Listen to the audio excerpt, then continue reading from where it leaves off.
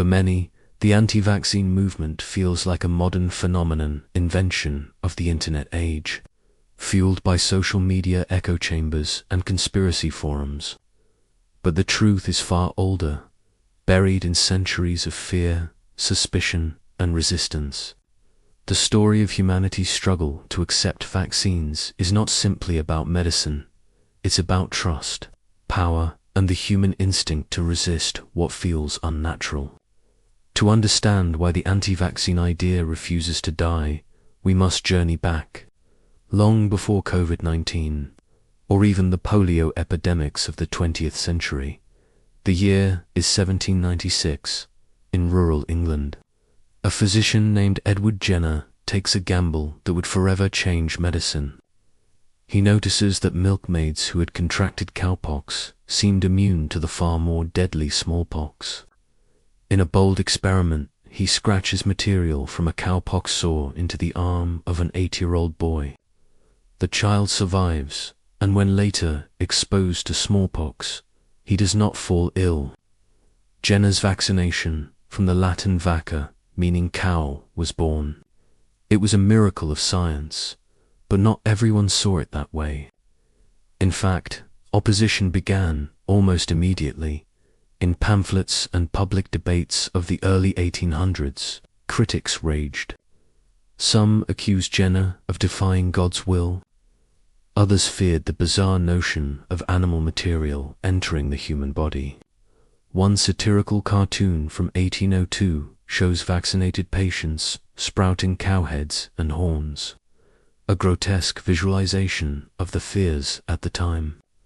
Parents protested the idea of their children being experimented on, and religious leaders condemned the practice as dangerous meddling with divine order.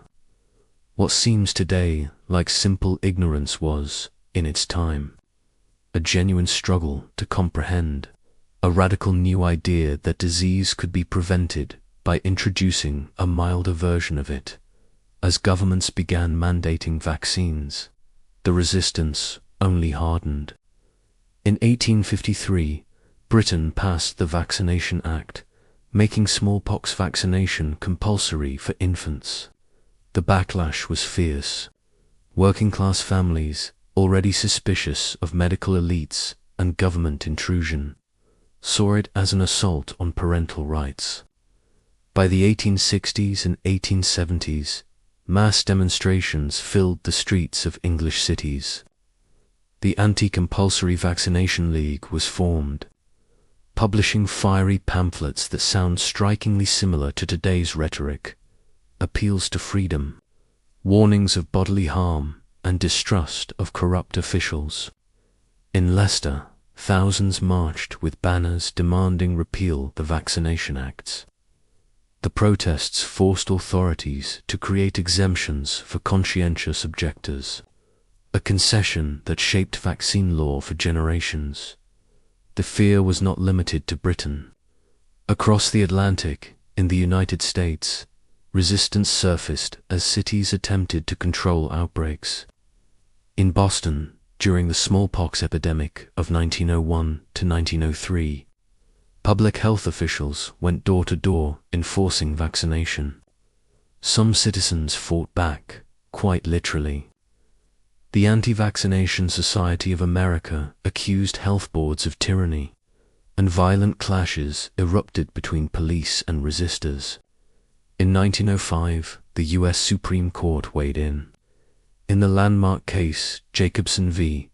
Massachusetts, the court ruled that the state had the authority to mandate vaccines for the public good. Yet, the ruling did little to silence opposition. It merely shifted it into new forms. Part of the resistance came from genuine medical risks. Early vaccines were not as safe as modern ones. Poorly manufactured doses could cause infections, and unsanitary techniques sometimes spread other diseases. These failures deepened suspicion, giving opponents powerful ammunition. Better to take my chances with smallpox than with a poisoned needle, some declared. Anti-vaccine groups used tragedies to argue that science was reckless, that doctors valued experiments over human lives. In an age before strict regulation and sterilization, such fears had weight. The cultural context mattered as well. For the poor and marginalized, mandatory vaccination symbolized the arrogance of elites who ignored everyday struggles. For religious traditionalists, it was a violation of divine boundaries. For political radicals, it was one more proof of creeping government tyranny.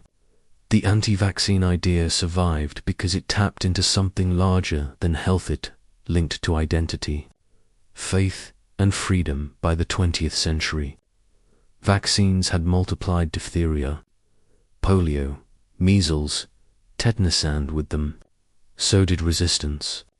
In the 1950s, when Jonas Salk's polio vaccine was hailed as a miracle, some Americans still refused, insisting the disease was exaggerated or that natural immunity was preferable. The rhetoric hardened in the 1970s as activists warned that vaccines caused neurological disorders. Books and pamphlets circulated widely, feeding a movement that claimed to champion parental choice against medical coercion. Then came 1998, when a no-discredited paper by Andrew Wakefield suggested a link between the MMR vaccine and autism. Though quickly exposed as fraudulent, the damage was done.